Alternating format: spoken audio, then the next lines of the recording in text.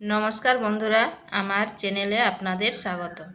তো প্রতিদিনের মতো আজকেও একটা নতুন ধরনের ভিডিও নিয়ে এসেছি।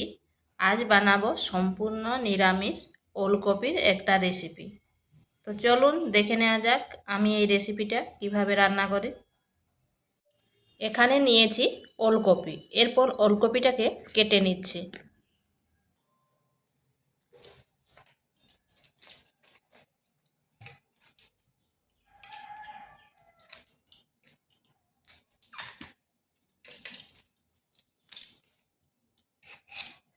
ওলকপিটার উপরের অংশটা শক্ত হলেও ভিতরটা কিন্তু নরম, তাই উপরের অংশটা এইভাবে বাদ দিয়ে দিচ্ছি।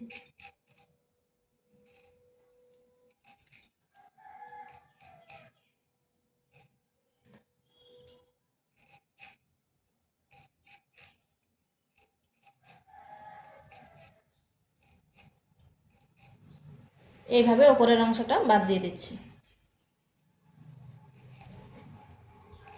এগুলোকে যেমন সাইজের ইচ্ছে কেটে নিতে পারেন।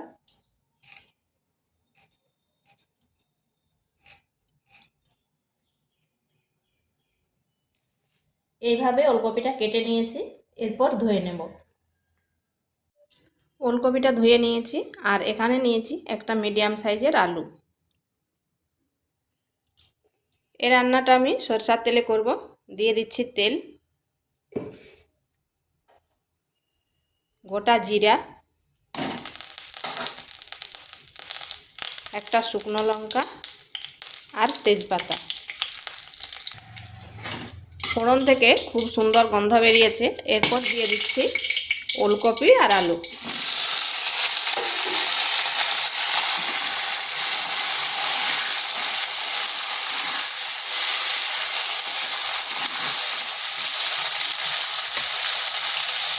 দিচ্ছি পরিমাণ মতো লবণ।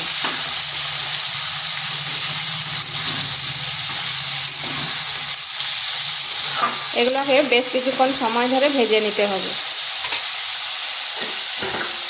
ঢাকা দিয়ে 1 থেকে 1.5 মিনিট রেখে দিচ্ছি। একটা মশলা তৈরি করব। নিয়েছি আদা, 2টো কাঁচা লঙ্কা, ঝালটা অবশ্যই নিজেদের আন্দাজ করে নেবেন। এরপর দিয়ে দিচ্ছি এই মুগ ডাল ভিজিয়ে রেখেছিলাম, এর অর্ধেক দিচ্ছি এখানে, আর অর্ধেকগুলো রেখে দেব, পরে ব্যবহার করব। আর একটা টমেটো। এরপর এগুলোকে পেস্ট করে নিচ্ছি।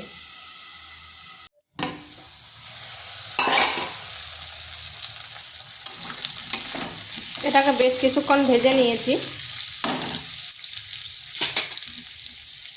এখানে দিয়ে দিচ্ছি সয়াবিন,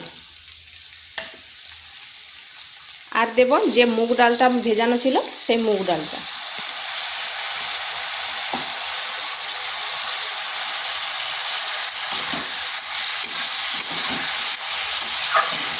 আবারও বেশ কিছুক্ষণ এইভাবে এটাকে নেড়ে নিতে হবে। এটাকে বেশ কিছুক্ষণ এইভাবে ভেজে নিতে হবে, যাতে মুগ ডাল আর সয়াবিনের কাঁচা গন্ধটা চলে যায়। একটু সময় ধরেই ভাজতে হবে।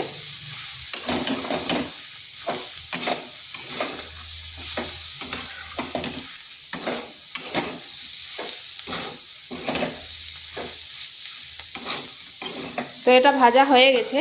এরপর এখানে দিয়ে দেব মশলাটা, যে মশলাটা পেস্ট করে রেখেছিলাম সেইটা।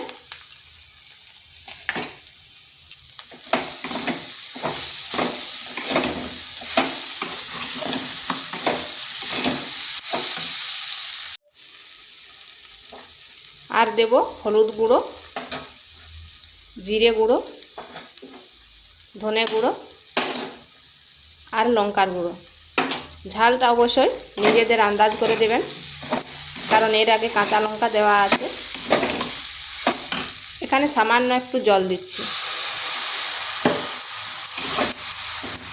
এবার মশলার সাথে ভালো করে এটাকে কষিয়ে নিতে হবে।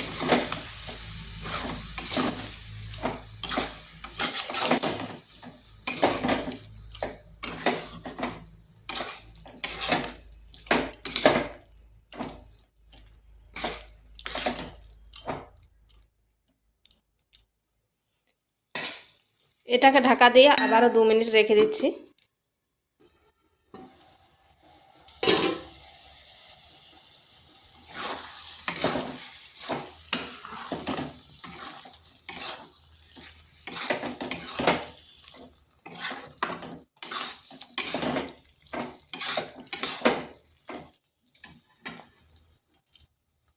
এখানে দিয়ে দেবো জল।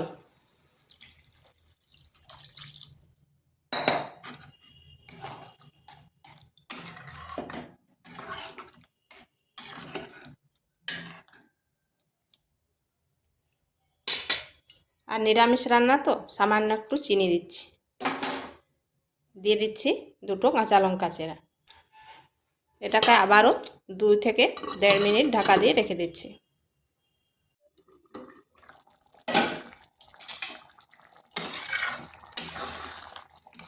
এটা ঢাকাটা খুলে মাঝখানে একবার নেড়ে দিয়েছিলাম, আর দেখুন এগুলা খুব সুন্দরভাবে সেদ্ধ হয়ে গেছে।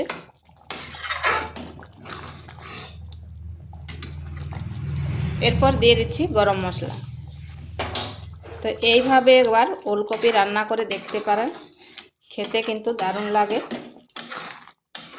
আর এটাকে আর শুকনো করব না, ঠান্ডা হয়ে গেলে আর একটু শুকনো হয়ে যাবে। তো ভিডিওটা ভালো লাগলে লাইক, শেয়ার, কমেন্ট অবশ্যই করবেন। আর নিত্য নতুন রেসিপি পাওয়ার জন্য চ্যানেলটিকে সাবস্ক্রাইব করবেন। তো এটা হয়ে গেছে, এরপর নামিয়ে নিচ্ছি।